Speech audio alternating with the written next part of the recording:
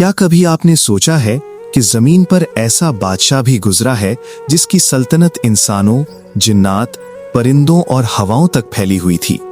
ये कोई अफसाना नहीं, ये कुरान मजीद की बयान करदा एक हकीकी तारीख है।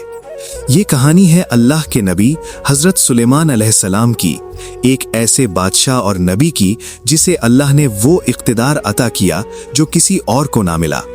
हजरत सुलेमान अलैहिस्सलाम नबी दाऊद अलैहिस्सलाम के बेटे थे। कुरान हमें बताता है कि अल्लाह ने उन्हें बचपन ही में गैर मामूली हिकमत अता की। अल्लाह ताला फरमाता है कि दाऊद और सुलेमान दोनों को इल्म अता किया गया और सुलेमान ने इस इल्म पर शुक्र अदा किया। हजरत सुलेमान अलैहिस्सलाम को सिर्फ इंसानों पर हुकूमत नहीं दी गई, बल्कि जिन्नात भी उनके हुक्म के ताबे थे। वो जिन्नात जो आम इंसानों के काबू में नहीं आते, अल्लाह के हुक्म से सुलेमान अलैहिस्सलाम के लिए महल बनाते, बड़े बड़े मंसूबे मुकम्मल करते और समंदर की गहराइयों में काम करते थे। कुरान हमें यह भी बताता है कि हजरत सुलेमान अलैहिस्सलाम को परिंदों की जबान समझने की सलाहियत दी गई। एक मौके पर जब वो अपने लश्कर के साथ गुजर रहे थे, जिसमें इंसान, जिन्नात और परिंदे सब शामिल थे, तो उन्होंने चींटी की आवाज सुनी जो अपनी कौम को खबरदार कर रही थी कि सुलेमान का लश्कर उन्हें कुचल न दे। ये सुनकर हजरत सुलेमान अलैहिस्सलाम मुस्कुरा दिए, गुरूर से नहीं बल्कि शुक्र से।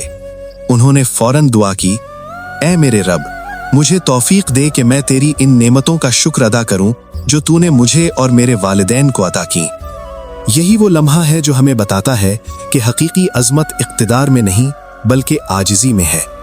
हजरत सुलेमान अलैहिस्सलाम की सल्तनत का एक अजीम वाक़या मलिका सबा यानी बल्कीस के साथ पेश आया।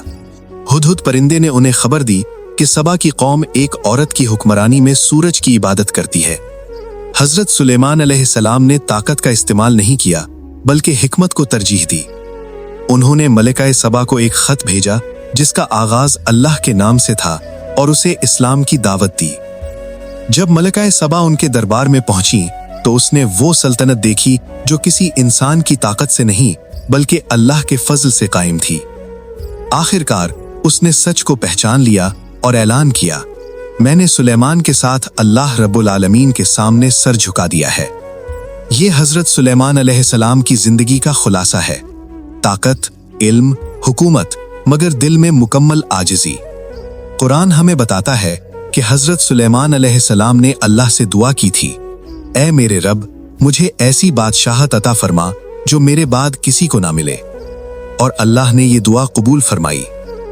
उनकी कहानी हमें ये सबक देती है कि अगर इक्तिदार शुक्र के साथ हो तो वो आजमाइश नहीं बल्कि नेमत बन जाता है, और अगर दिल अल्लाह के सामने झुका रहे तो दुनिया की सबसे बड़ी सल्तनत भी इंसान को मगरूर नहीं बनाती।